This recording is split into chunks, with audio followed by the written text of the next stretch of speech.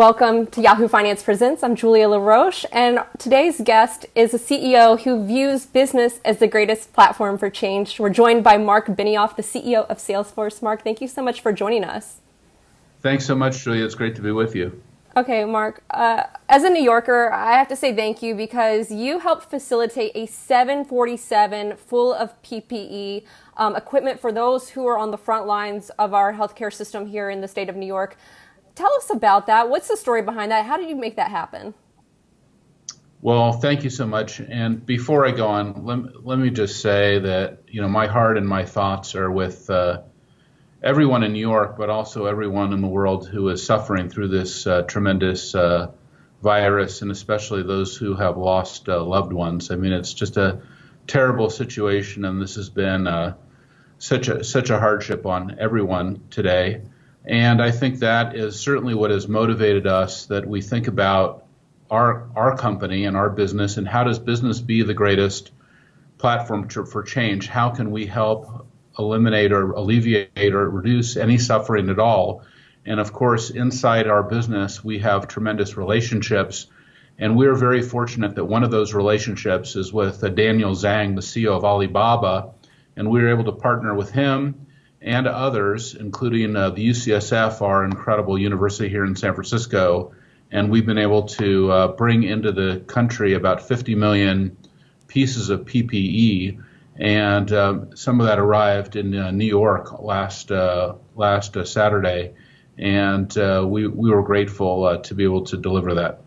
Marc, it sounds to me like you're really tapping into the relationships. When you think of Salesforce, such a global company with so many different relationships, how has the coronavirus, the COVID-19 pandemic, even changed your day-to-day and how you're thinking about, tapping into those relationships to solve some of these problems? Well, when we look at what's happening, of course, we think about how do we unleash the power of our own company to improve the world. One way we've done that is with the PPE that I just mentioned. The second is even with our core products. We've had so many organizations, it could be states, it could be our federal government, other countries come to us and say, help us with analytics, help us with applications.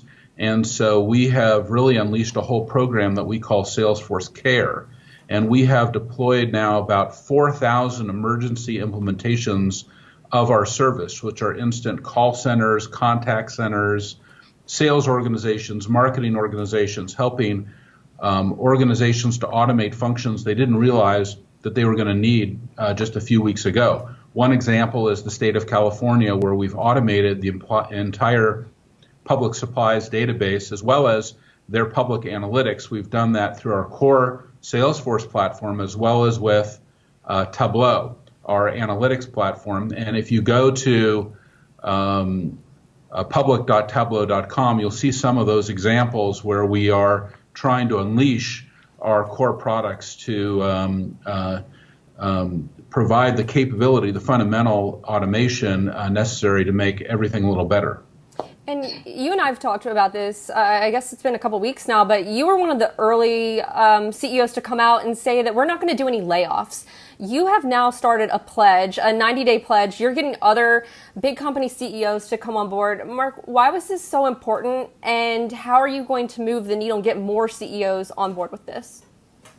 Well, Julia, we know this is not just a biological crisis, and of course that's why we're both in our homes right now, but it's also a economic crisis. We're looking at unemployment potentially moving to 20 to 30%.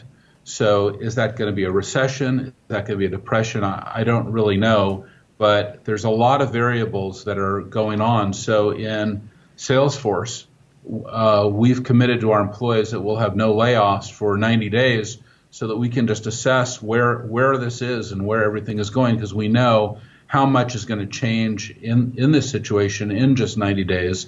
And then we can just be much clearer and much more straightforward with everyone. And we've encouraged other companies to take that same 90-day pledge. And I've been so grateful to see so many other CEOs around the world now take that pledge. Why is it that you think Salesforce is able to do this? And even along with some of the other companies who have been able to join you, why is it that you all are able to do it?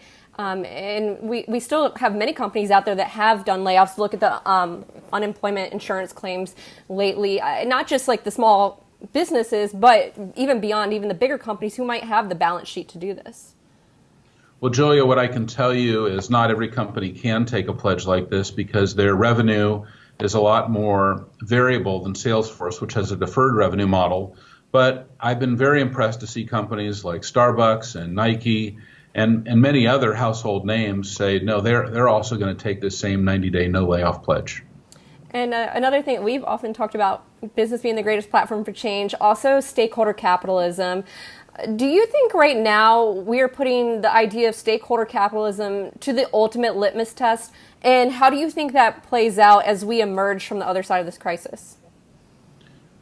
Well, I think that, of course, we have to look at business as being responsible not just to its shareholders, but to all of its stakeholders. That means, of course, to its employees, its customers, its partners, and, of course, the communities that it serves. And this is a tremendous opportunity for all CEOs and all businesses to really put their resources right out there and say, we're going to do everything we can to lead and help the world get through this.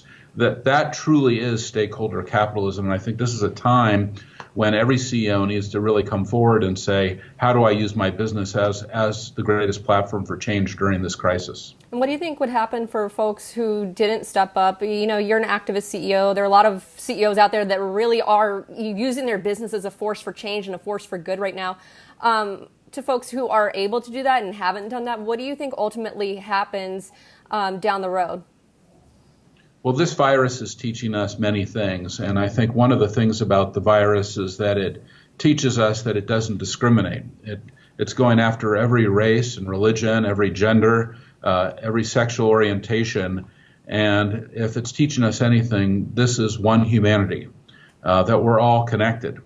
And it also is teaching us that we're truly all one, and that's how we're going to get through this, by loving each other, by loving ourselves, and realizing that we all are one humanity. And that's what I'm thinking, especially in a Holy Week like this one, where so many of us are celebrating Passover and Easter. This is to remember to love thy neighbor as thyself is one of the most important things that we can do, and is helping us to guide us through this crisis. Marc Benioff, CEO of Salesforce, thank you so much. Thanks, Julia.